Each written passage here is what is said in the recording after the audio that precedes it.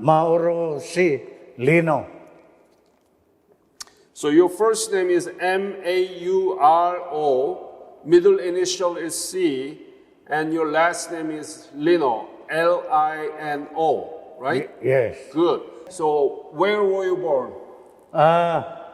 In Kamiling Tarlac. So what is your birthday? Ano daw birthday mo, tay? November 22, 32. 1932. Yes. And ask him about his father and mother and brother and sister when he was growing up. What did his father do? Tungkol daw to sa mga magulang mo, tay, tsaka sa mga kapatid mo. Ano daw po yung ginagawa ng tatay mo? He is a farmer working in the field. Aha. How about your brothers and sisters? Mga brothers and sister mo daw, mga kapatid. Ay, mga, They are also working in the field. And when did you join the military? Kailan daw po kayo nag-join sa military? September 20, 1950. Mahirap naman. Wow. So you joined the military when the after Korean War broke out, right? Ask him, please. Pardon. You joined the military after Korean War broke out. Nag-join daw po kayo sa military after nung military broke up. Ano? Nag-join daw po kayo sa military after ng military broke up. Yes. After the Korean War, I joined the Philippine Military Army. And did you know anything about Korea before? May alam na daw po kayo noon sa Korea. Dati pa. None. None. So when did you leave? When did you arrive in Korea and where? When did he arrive in Korea? Kailan daw po kayo nagpunta sa Korea?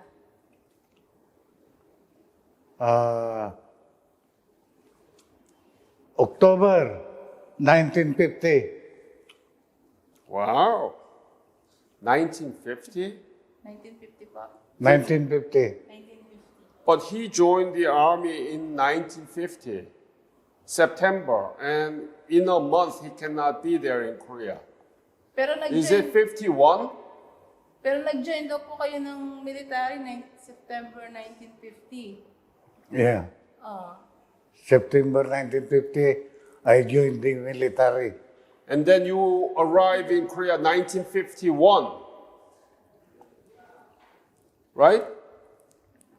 Will you repeat it again? Nagpunta daw po kayo sa Korea 1951. Kailan po kayo nagpunta ng Korea? 20 BCT is from September 1951 over there. Right? So it's gotta be 51, right? September 51 daw yung BCP. Hanggang June 52. Sabi niyo po nagpunta kayo sa Korea September 1950. I joined the army. Ay, yung pagpunta niyo po sa Korea, anong year po? October 1951. 51. So when he saw Korea for the first time, how was Korea? Can he describe detail? How was Korean people? How was Korean economy and things like that? Yung pagdating niyo daw po sa Korea, tay, ano daw po yung nando niyo sa Korea? Kamusta daw po yung ekonomiya doon, yung mga tao doon? Sabi mo, tinatanong niya. When I arrived in Korea, Korea is very poor nation. And we stayed there without any winter clothing. Right. Ay, yung ekonomiya daw po nila, kamusta po? The economy is very poor. In 1951, Korea is very poor nation. Yeah. So from Busan, where did you go? From Busan daw po, saan daw po kayo nagpunta? Ano? Mula sa Busan daw po, saan daw po kayo nagpunta? From Busan, we go to Taigo. And then sa Chorwon. Cheolwon. That's the battlefield in Chorwon. So tell me about the battle experience in Cheolwon. Ano daw po yung na-experience niyo dun sa battle ng sa Choryon, yung pinantahan niyo po? Ano daw po yung na-experience niyo dun? Ano, no? Ano daw po yung na-experience niyo dun sa Choryon na pinantahan niyo sa battlefield? In the battlefield, first batch, they have no rifle. They have only a grenade. That is what we are saying, probing attack.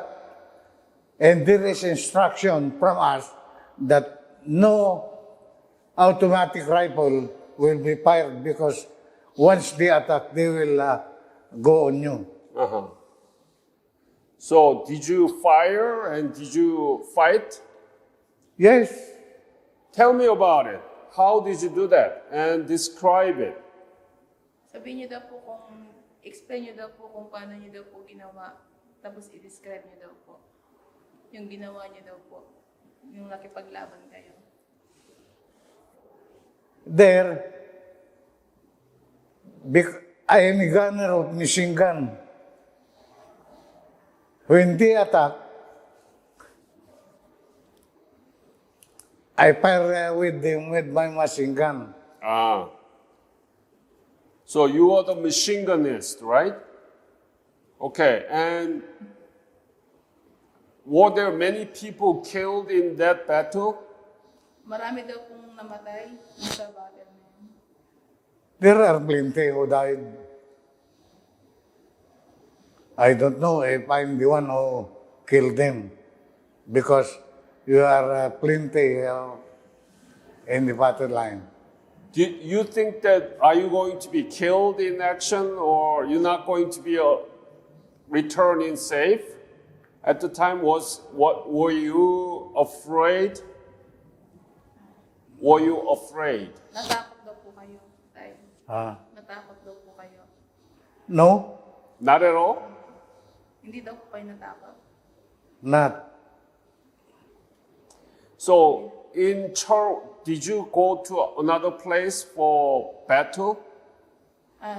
Nagpunta po daw po kayo sa ibang lugar tapos ng battle. Yes, we are transferring from one place to another. Even if you stay in the front line for about 6 months, you will go R&R in Japan. Ah.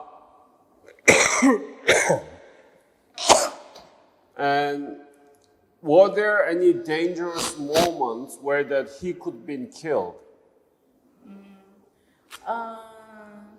Meron daw pong dangerous na yung bang parang para maano kayo, mapatay kayo, ganun po. Sabi None. No? But machine gun, okay. Kahirap namang intindihin ito. So what was the most difficult thing during your service? Ano daw po yung pinakamahirap na during your service Pinakamahirap. In Korea, yeah. in Korea? Sa Korea daw.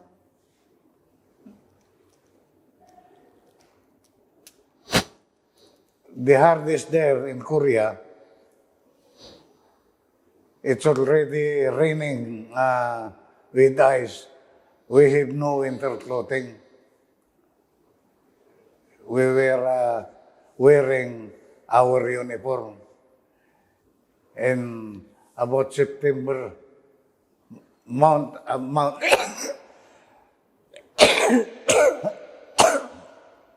of December,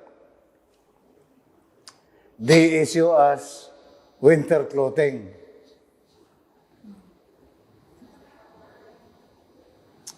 So it must be very cold right there.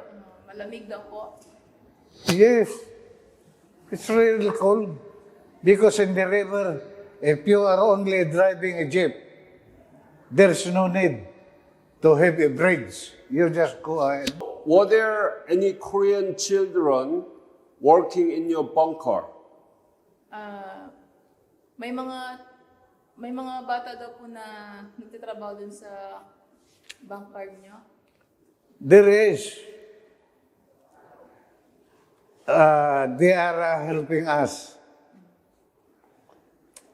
What? A young boy who go with us, even in the battlefield, they are with us.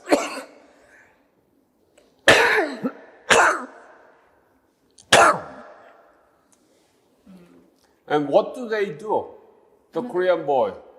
Ano daw po ginagawa ng mga bata?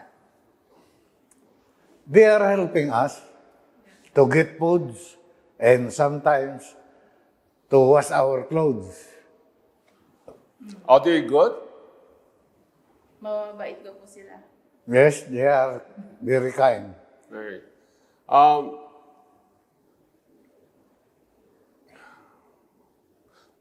Have you been back to Korea? Korea has invited him back to Korea? Nakabalik pa daw po kayo ulit sa Korea? No more. You never been back to Korea. So, Yeah. do you know anything about Korea now? Korean economy and democracy? May alam na daw po ka ngayon sa Korea about sa demokrasya at saka sa ekonomiya ng Korea. The people in Korea, especially those who are in the government, are very good people. They are not corrupt. That's why Korea become a great nation now. How do you know? Paano niyo daw po nalaman? Because before the war, they are very poor. But because the government officials are very good, it will rise up. So, but how does he know? Paano niyo daw po nalaman? Tinatanong niya. We know it because it become rich through the newspaper. That's right. So, Korea was very poor. Now it's the 11th largest economy in the world. Dati daw yung Korea ay ngayon daw pang 11 na sa parang pinaka magandang bansa, ganon. Pinakamayaman, pang 11 na. Yes, very, very good. The people there, especially the people in the government, are very good. They are not stealing anything from the government fund. So next year will be 70th anniversary, 70th year, and we are still divided.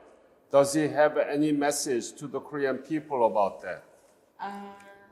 Excuse me, sir, next year? Next year. Next year daw, anniversary. 17? 17th anniversary daw. Ano daw po yung message niyo po sa mga taga-Korea? I will join the celebration and I will tell to the people of Korea that you are lucky because you have a very good government. How about Philippines here? How about yung mga Pilipino dito? They don't know about Korea if they have not been there. Right.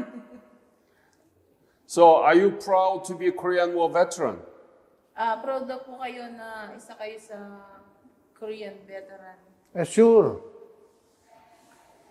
I'm very proud that I survived the war. Yeah. So because the Choron battle was one of the most severe battle in the history of Korea, and you survived it. Do you have any other story to tell me about the battle in the Cholwon? May iba pa daw po kayong ibang story about po dun sa naging experience niyo po dun sa battlefield. Ano, no? Meron pa daw po kayong istorya na naranasan niyo daw po about dun sa battlefield sa Korea. Plenty. Tell me, please. Sabihin niyo daw po. Tay.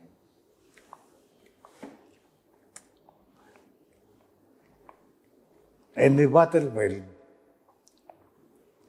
we are staying in a foxhole. My assistant gunner have been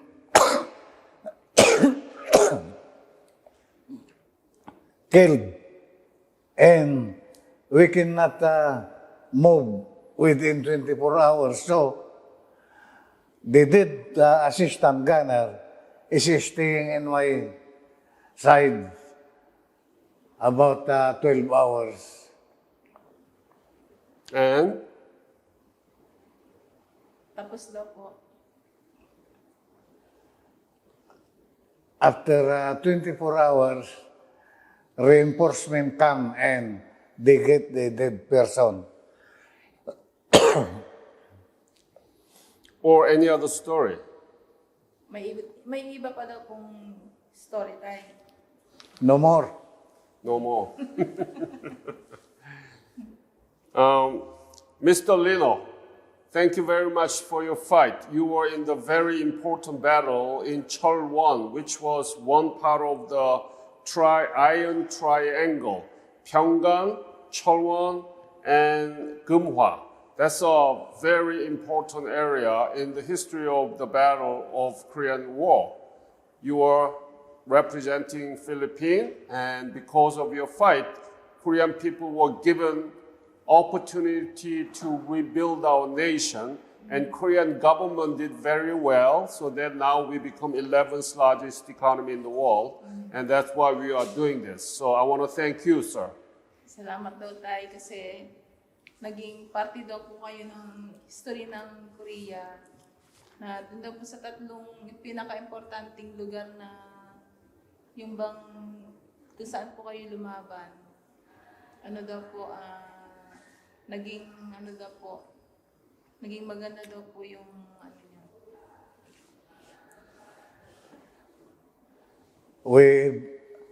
I appreciate the people of South Korea, what they have done. But we, soldiers who have been there, we did not receive anything from Korea. Even 1 peso, they did not give us. I don't know, because it is Christmas. And you might give us something that is very memorable. Yeah, that's good. Actually, I appreciate that you are asking and demanding for that. And Korean government will give you a Christmas party on December 17th. I hope that you can participate it. And also, I brought some small gift for you. So I want to thank you, okay? Sa December 17 daw po yung Christmas party. Sana daw po makapunta po kayo. Tapos, meron daw po siyang something na ibibigay po sa inyo. I hope so. And I will attend. You are a very straightforward man. I love it. And because of that bravery, I think the Philippines were able to defend the North Koreans and Chinese attack in Iron Triangle. Thank you. Thank you.